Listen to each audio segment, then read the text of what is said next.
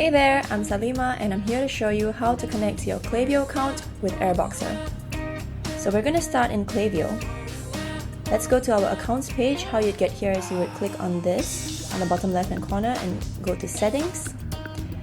So what we're going to do now is to create an API key. Click over here, create a private API key, and then you just label it Airboxr. So let's call it Airboxr.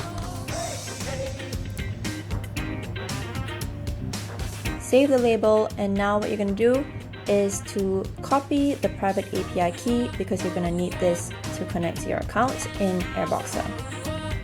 Next thing you do is go to Airboxr, sign in,